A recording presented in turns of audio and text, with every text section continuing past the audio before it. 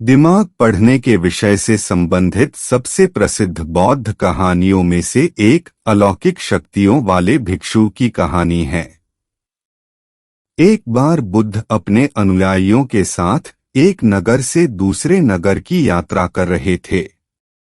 यात्रा करते समय वे एक झील के किनारे चले। कुछ देर बाद वे सभी आराम करने के लिए रुके। सब कुछ शांत होने के बाद उनके एक शिष्य ने उनसे पूछा, जब हमारे मन में परेशान करने वाले विचार आते हैं तो हम मन को कैसे शांत कर सकते हैं? बुद्ध पेड़ के नीचे बैठे थे और उनसे बोले, मुझे प्यास लग रही है। क्या आप मेरे लिए उस झील से कुछ पानी ला सकते हैं? शिष्य झील की ओर वापस चला गया और उसने देखा कि कुछ लोग कपड़े धो रहे थे। इसलिए साफ पानी लेने के लिए कुछ दूर चला और पानी इकट्ठा करने के लिए वहीं बैठ गया, लेकिन जैसे ही वह पानी लेने जा रहा था तभी एक बैलगाड़ी गुजरी और पानी गंदा हो गया। शिष्य ने इंतजार किया, लेकिन वहां कुछ न कुछ चीजें चल रही थीं और पानी अभी भी गंदा था।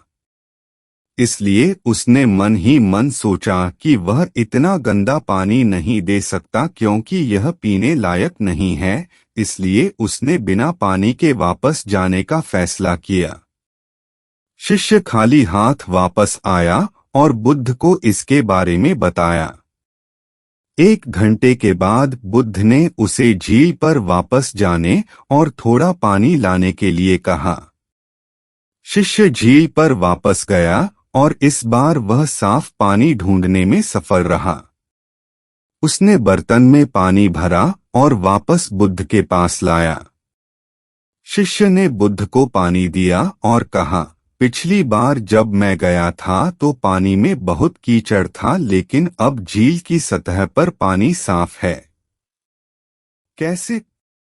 बुद्ध ने उत्तर दिया, जब आप पिछली बार गए थे तो कीचड़ अस्तव्यस्त था और वह सतह पर पानी के साथ मिल गया था और पानी पीने के लिए अयोग्य हो गया था, लेकिन जब आप 1 घंटे के बाद गए तो कीचड़ अपने आप बैठ गया और आपको साफ पानी मिला जो पीने के लिए उपयुक्त था पीना। आपका मन भी ऐसा ही है, जब वह अशांत हो तो उसे कुछ समय दें और वह अपने आप ठीक हो जाएगा। आपको इसे शांत करने के लिए प्रयास नहीं करना पड़ेगा और समय के साथ आपका मन सहजता से शांत हो जाएगा। इस कहानी को अक्सर बुद्ध के जीवन से जोड़ा जाता है और यह दूसरों के विचारों और इरादों को समझने की उनकी क्षमता को दर्शाती है। एक बार उस समय जब बुद्ध जेतवन मठ में रह रहे थे, वहां एक भिक्षु था जिसके पास कुछ अलौकिक शक्तियां थीं। यह भिक्षु दूसरों के मन को पढ़ सकता था और उनके विचारों को पहचान सकता था। एक अन्य भिक्षु जिज्ञासावश और शायद संदेह की भावना से अलौकिक शक्तियों वाले भिक्षु के पास आया और कहा, मैंने सुना है कि आप दिमाग पढ़ सकते हैं।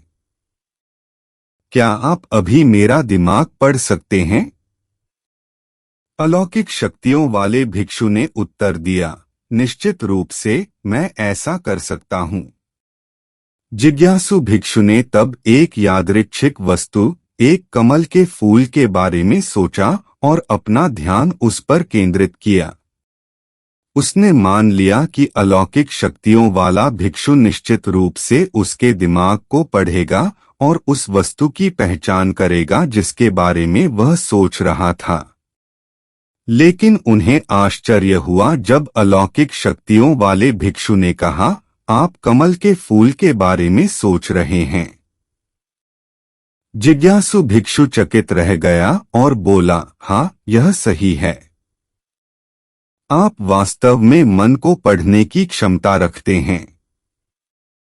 अलौकिक शक्तियों वाले भिक्षु ने मुस्कुराते हुए समझाया, ऐसा नहीं है कि मेरे पास सभी दिमागों को अंधाधुंध पढ़ने की शक्ति है। बल्कि मैंने दूसरों के इरादों और विचारों को तब समझने की क्षमता विकसित की है जब वे शुद्ध और केंद्रित होते हैं। जब आपका दिमाग पूरी तरह से होता है कमल के फूल के विचार में डूबा हुआ, मैं इसे स्पष्ट रूप से देख सकता था।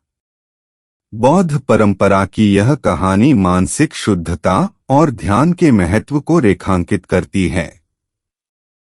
इससे पता चलता है कि स्पष्ट और केंद्रित विचारों को उन्नत आध्यात्मिक क्षमताओं वाले लोग ही समझ सकते हैं। हालांकि इस कहानी को रूपक माना जा सकता है, यह बौद्ध धर्म के अभ्यास में सचेतनता, एकाग्रता और आंतरिक गुणों के विकास के मूल्य को बताती है।